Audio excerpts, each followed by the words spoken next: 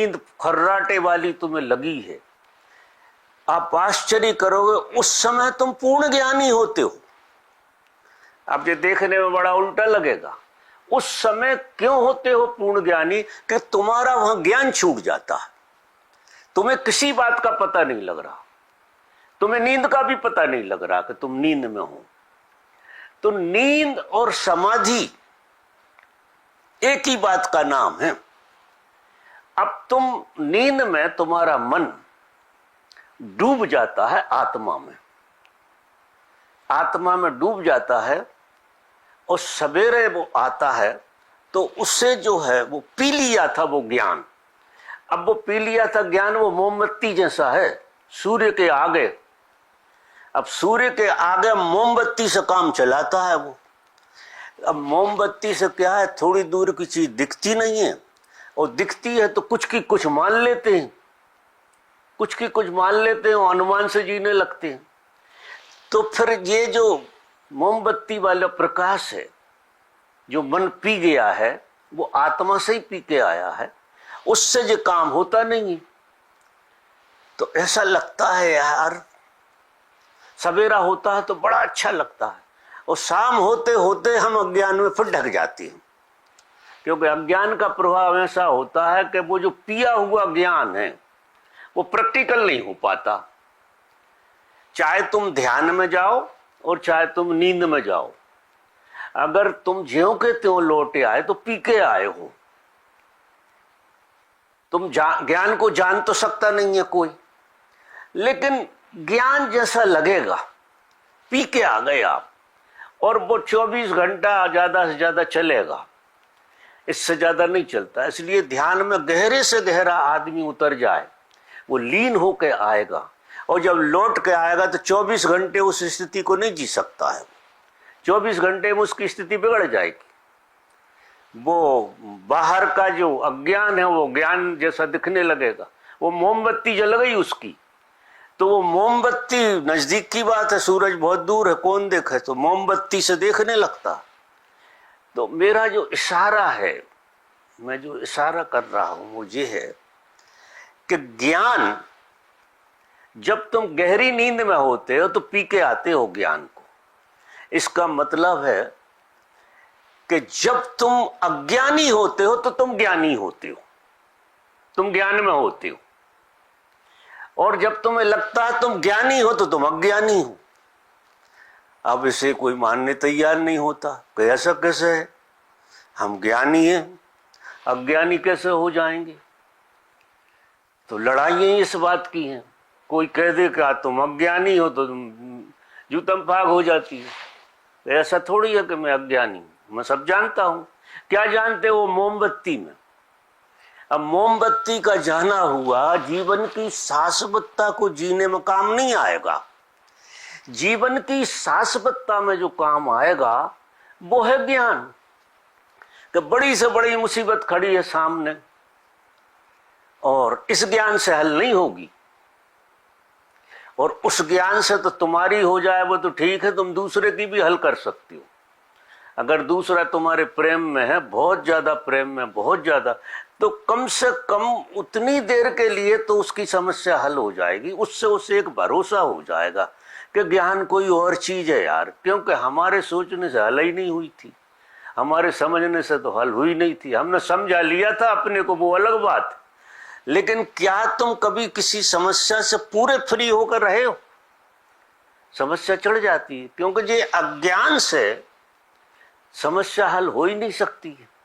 अज्ञान ही तो समस्या पैदा करता है, तो अज्ञान से समस्या हल कैसे हो जाएगी? ये मन ही उपद्रव करता है, और मन से ही हम हल करने की कोशिश करते हैं। जैसे हम मस्तिष्क कहते हैं, बड़ा हाथ रखते हैं इधर, और इसमें अज्ञान कूट कूट के भरा है। मजा देखो।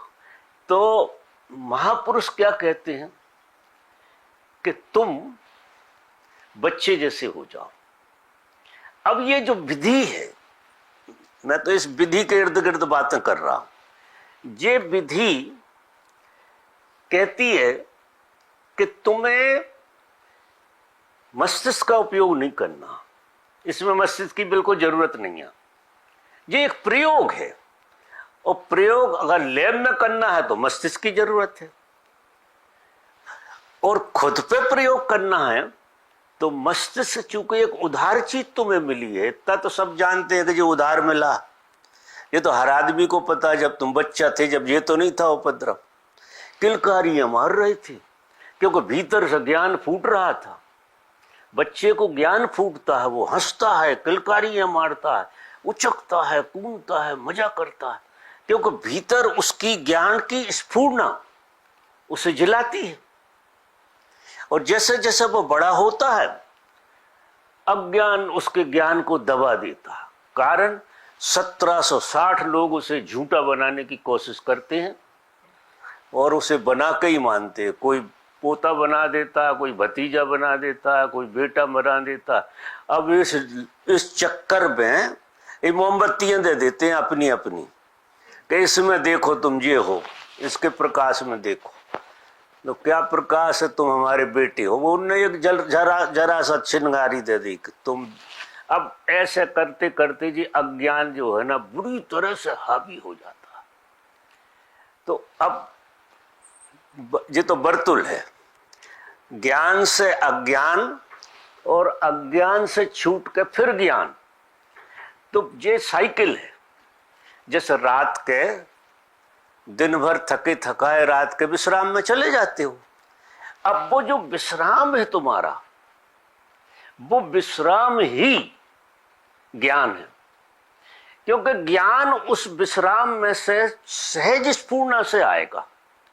अगर तुम्हारा मन हट गया तो तुम में ज्ञान के करंट लगेंगे, ऐसे ऐसे निकलेगा जैसे कोई चीज उबल के निकल रही हो, ऐसे ज्ञान निकलेगा तुम्हारे भीतर से और एकदम फुलझड़ी फूटेगी। और वो ज्ञान तुमने ना तो किताब में पढ़ा, ना किसी गुरु से सुना, वो ज्ञान तुम्हारे स्वभाव से आया और इसका कोई अंत नहीं है। तो परमात्मा जिया जाएगा और माध्यम होगा ज्ञान। तो संतों ने परमात्मा को ज्ञान की उपाधि दी है कि वो सच्चा ज्ञान है। उसे देख नहीं सकते, उसे छू नहीं सकते। व्यर्थ का प्रयास मत करो परमात्मा देखने का। हाँ, उसे जी सकते हो, उसे जियोगे गजब। और वो ज्ञान जो है तुम्हें परमात्मा बना देगा, क्योंकि परमात्मा की आत्मा है ज्ञान। और ज्ञान जब तुम जियोगे तो तुम परमात्मा जैसे हो जाओगे। ऐसा लगेगा कि तुम परमात्मा हो गए। परमात्मा हो गए यानी आनंद में हो गए। आनंद हो गया तुम्हारी जिंदगी में, बरसात हो रही है आनंद की। अब ये सारी बातों का सार जो है वो ये है कि ये जो विधि है, जो विधि कही है, इस पे एक चीज का ध्यान रखना है कि शरीर से ज्यादा प्राण का इसमें खेल है। क्योंकि प्राण जब मस्तिष्क को सक्रिय करता है तो बाहर के जगत को ऑपरेट करता है मस्तिष्क। और जब ज्ञान प्राण जो है तुम्हारा अंदर की तरफ पसार करता है तो इसको सुला देता है। रात के भी वही होता है। रात के अगर तुम नहीं होते तो सांस कैसे चल रही तुम्हारी? सांस चल रही है, इसका मतलब तुम जिंदा तो थे, तुम थे तो सही, नहीं सांस ऑपरेट कैसे हो रही थी? मस्तिष्क तो नहीं कर रहा था, उसको ऑपरेट जो है ना वो ज्ञान करता है। ज्ञान से ऑपरेट हो रही थी वो पूरी की पूरी। वो प्राण जो है ना, जो परम प्राण है, वो परमात्मा है, वो ऑपरेट कर रहा था उसके लिए। मस्तिष्क ऑपरेट नहीं कर रहा था। इसलिए लोग कोमा में चले जाते हैं फिर भी सांस चलती रहती है। इसका मतलब साफ है कि सांस का ब्रेन से कुछ लेना देना नहीं। आपने देखे होंगे 6-6 महीना लोग बाग साल भर कोमा में चले जाते हैं, उन्हें शरीर का बिल्कुल बोध नहीं होता, लेकिन सांस चलती रहती। तो जब भी प्राण कितनी ऊंची चीज है, कितनी ऊंची चीज है, इसको बिल्कुल पता नहीं होता बाहर के जगत का, और जे पूरे शरीर को संभाल कर रखता है प्राण। इसका मतलब है प्राण में परमात्मा का समायोजन है, और प्राण ही तुम्हें चला रहा, मस्तिष्क थोड़ी चला रहा। मस्तिष्क तो प्राण से चल जाता है, जब इसमें प्राण आते हैं तो ये सक्रिय हो जाता है। ये तो ऐसा है जैसे इन्वर्टर, इन्वर्टर में प्लग लगा दो बिजली का तो इन्वर्टर चालू हो जाता, बिजली जैसी भाषा बोलने लगता और बिजली जैसे परिणाम भी देने लगता। पंखा चला लो, उससे कुछ चला लो, बड़ा इन्वर्टर लगा लो तो कुछ भी चला लो। क्योंकि ये जो मस्तिष्क है ये इन्वर्टर है, ये मूल में कुछ नहीं है। ये बिजली थोड़ी है कि इससे बिजली निकलेगी। अब वो प्राण के द्वारा हमेशा चार्ज होता रहता है, तो ये मानता है कि वाह मेरे से ही हो रहा सारा खेल, भूल जाता है। और जरा सी देर के लिए मस्तिष्क में प्राण न जा रहे हो तो घबरा जाएगा। जैसे इन्वर्टर से कुछ देर के लिए बिजली को हटा दो तो खड़खड़ खड़खड़ होने लगेगा, जितनी पी गया है उतनी चलेगी। और जैसे ही वो रिचार्ज कम हुआ, अब दिन भर में यही तो हो जाता है, कोई इसका रिचार्ज खत्म हो जाता है, इसमें जो चार्जिंग हुई थी वो बिगड़ गई तो धक्का खाकर नीचे गिर जाते हैं, सो जाते हैं। रात में प्राण इनको फिर चार्ज कर देता है, फिर प्लग लग जाता है इसमें, सवेरे जी ताजे हो जाते हैं, इन्वर्टर चालू। अब देखो ये कितनी झूठी चीज है, इसलिए मैं समझा रहा हूं कि कितनी झूठी चीज है, और इसको ही हम सच मानते हैं। कोई ये चल का ऐसे रही है, जरा ये तो अंदाज लगाओ। तो ये चल रही है वो ज्यादा मूल्यवान। अब बिजली मूल्यवान है कि इन्वर्टर मूल्यवान?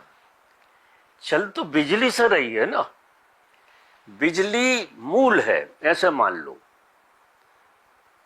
तो बिजली से जुड़ा है, चार्ज हो रहा है तो ऐसा लग रहा है कि वाह, तो फिर बड़े बुद्धिमान हो जाते हैं लोग। और ये पता ही नहीं है कि ये बुद्धि चल कैसे रही है। अगर प्लग हट जाए तो बुद्धि साफ, ये कुछ काम करने वाली है नहीं। अब तो जिससे यार ये चल रहा है हम भी उससे ही चले ना। अब मन को ऐसी जिज्ञासा पैदा हो जाए कि मैं यार इसकी मान कर चल रहा है या इसको चला रहा हूं, जो गोरख धंधा, तो मैं वो बिजली वाले सोर्स में चलता हूं।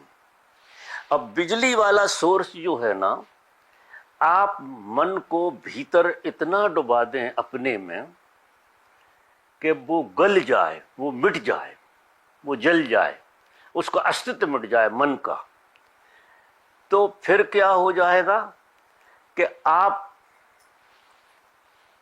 फिर बिजली भी जितनी चीजें बन रही, जो सूर्य से बन रही, और ऊपर चले जाओगे तुम, और सूर्य फिर परमात्मा से बन रहा, वो मतलब वो एक श्रृंखला है पूरी की पूरी। तो तुम्हें पता लगेगा कि यार ये सब खेल खिलौने हैं बीच वाले, तो असली खेल तो परमात्मा है, जो परम ऊर्जा है, जो प्राण को भी चला रही है, वो परमात्मा है। तो ये मन धीरे धीरे थक थका कर ये सब विज्ञान समझ लेगा कि यार जाना तो वहीं चाहिए। अब वहां जाने में क्या है कि थक गए हो और हार गए हो अपने ज्ञान से। ये ज्ञान भी सब मन को ही होता। हार गए हो तो या तो दो रास्ते हैं, या तो समर्पित हो जाओ किसी गुरु को, वो भी एक रास्ता है। तो गुरु को समर्पित जो हो जाए 100%, वो छोड़ दे मेरा कुछ नहीं है महाराज, जैसा तुम जिलाओ मैं जैसा जीने तैयार हूं, मन राजी हो जाए, तो धीरे धीरे वो अपना अस्तित्व खो देगा। फिर वो इन्वर्टर वाली बात खत्म हो जाएगी। वो ये कहेगा गुरु कृपा से जी रहे हैं, सांस आ रही है तो गुरु कृपा से आ रही है, रोटी पच रही है तो गुरु कृपा से पच रही है, पानी पी रहे हैं तो गुरु कृपा से पी रहे हैं। इतना गुरु पे भरोसा हो कि जीवन को गुरु गर्भ की तरह संभाले हुए, अब ये प्रतीति हो जाएगी, तुम फिर बच्चे हो जाओगे। तुम क्या अपनी खोपड़ी लगाना बंद कर दोगे? हर चीज को गुरु कृपा मानोगे तो तुम बच्चे हो जाओगे। तुम बिल्कुल अज्ञानी हो जाओगे अपनी तरफ से, क्योंकि मेरा कहां ज्ञान में आंजे, सब भ्रम था, निकल गया। कृपा गुरु की हो रही है, कृपा परमात्मा की हो रही है, ऐसे मान लो। एक तो रास्ता वो है जिसे समर्पण कहते हैं, जो आज की दुनिया में बड़ा मुश्किल मामला है। आज ज्ञान जो है, इन्वर्टर इतना ज्यादा चार्ज हो गया है कि जो मानने ही तैयार नहीं है था कोई गुरु गुरु होता है, या ऐसी भी कोई घटना होती है कोई हमें चला रहा है। ऐसा तो नहीं है, हम तो हमसे ही चल रहे हैं, क्योंकि हम नहीं चलें तो कोई क्या कर लेगा, जे बैठे हैं। अब वो नहीं चले तो ऐसे बैठने में भी उसी का सहयोग है, जो पता ही नहीं, सहयोग उसी का है। तुम कुछ भी कहो, उसी के सहयोग से जी रहे। तो दो ही तरह से बच्चे जैसा हो जाना, या तो मन को मिटा लो जिसे ध्यान कहते हैं, कि वहां इतने डूब जाओ कि लौट के आने की जरूरत नहीं। तो लौट के तो परमात्मा ही आए तो आए, ना आए तो ना आए। बाद में क्या होगा इसका प्लान नहीं। डूबने में मजा आ रहा है तो आप काहे को बाहर आ रहे हो? डूबे रहो।